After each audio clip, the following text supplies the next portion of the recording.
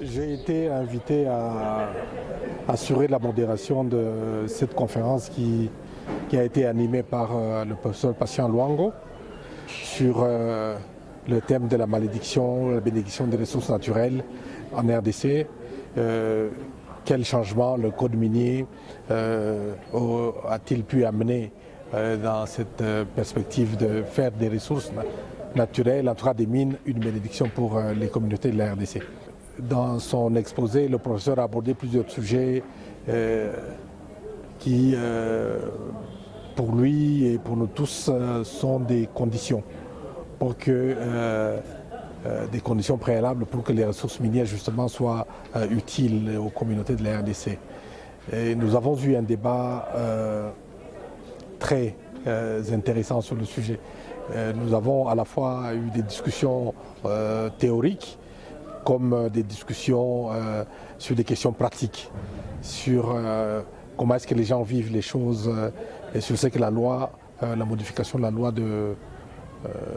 en 2018 a apporté. Et nous avons également eu des discussions sur les perspectives, en tout cas les conditions préalables pour que cette loi produise les effets attendus. Et parmi ces conditions, nous avons évoqué des nouvelles réformes qui sont en cours de route mais qui traînent, notamment sur le code foncier, sur l'aménagement du territoire. Nous avons, etc., sur plusieurs instruments juridiques, mais nous avons aussi évoqué les questions de changement dans les pratiques des gens. Surtout que nous nous adressions, en tout cas l'animateur de la conférence s'adressait à un public composé essentiellement des chercheurs de l'université et des étudiants. Et donc il était assez important qu'on discute également des questions des pratiques. Il faut changer les pratiques.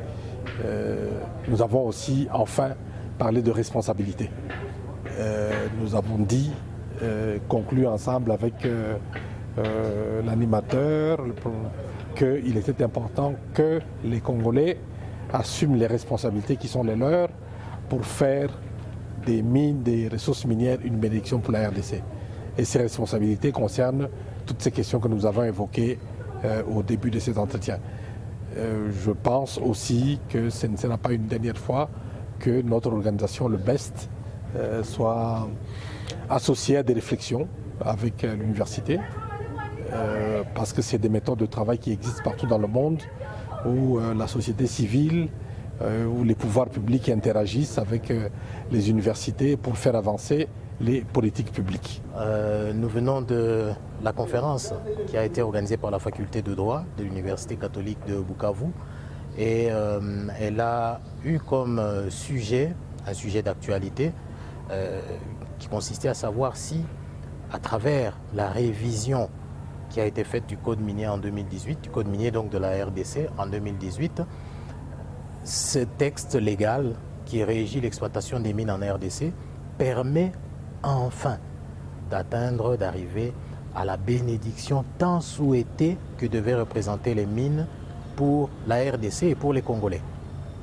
Donc ce texte légal, code minier avec son règlement minier, nous permet-il d'atteindre la bénédiction des ressources naturelles que nous espérons tant grâce à la possession d'autant de ressources minières dans notre pays, la RDC.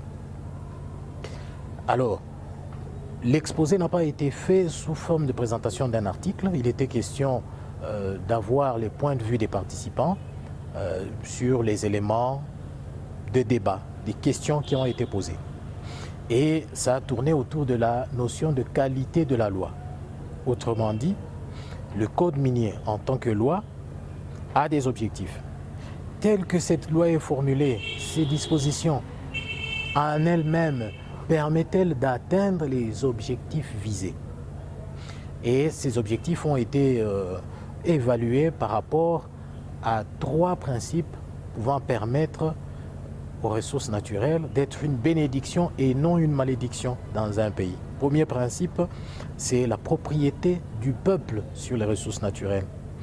À ce sujet, évidemment, c'est clair que notre code minier n'atteint pas encore ce standard. Le deuxième principe, c'est que les revenus qui proviennent de l'exploitation des ressources naturelles doivent être affectés en priorité au développement national et au bien-être de la population. À ce stade, on a également vu que des avancées ont été faites dans le code minier pour permettre à l'État d'accroître ses revenus provenant de l'exploitation minière, notamment des impôts nouveaux et notamment avec la redevance minière telle qu'elle doit être répartie. Mais il se pose encore un problème concernant l'affectation du produit de cette redevance minière, notamment le montant destiné aux entités territoriales décentralisées et aux provinces d'origine des minerais. Là, le problème se pose encore puisque le texte de 2002 précisait très bien que cette redevance, donc à l'article 242, devait être affectée exclusivement au développement, aux infrastructures de développement communautaire, tandis que dans la révision de 2018, cet alinéa a été supprimé. Donc voilà, c'est encore des questions qui se posent. Et le troisième critère, le troisième principe, c'est qu'il faut qu'il y ait une transparence dans la gestion des revenus provenant de l'exploitation des ressources naturelles. Et sur ce point-là, le Code minier a avancé à travers la réforme de 2018, puisque la transparence est devenue une norme obligatoire dans l'exploitation minière. Il y a même une sanction qui a été prévue contre toute personne, tout individu, toute personne morale qui entraverait à la transparence dans le secteur minier. Mais évidemment, même dans ces cas-là, quelques petits problèmes restent posés pour rendre effective cette disposition légale.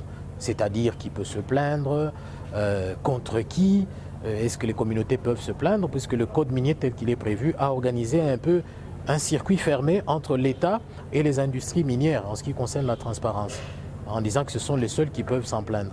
Maintenant, qu'en est-il des communautés? Qu'en est-il des ONG? Voilà. C'est un débat qui reste posé et avec cette activité, on a dégagé des questions possibles de recherche qui peuvent intéresser nos étudiants pour leurs travaux de fin de cycle et également pour nous, enseignants, comme chercheurs. Et enfin, ce sont des questions aussi qui peuvent intéresser la société tout entière à travers les ONG spécialisées dans ce domaine d'exploitation des ressources naturelles.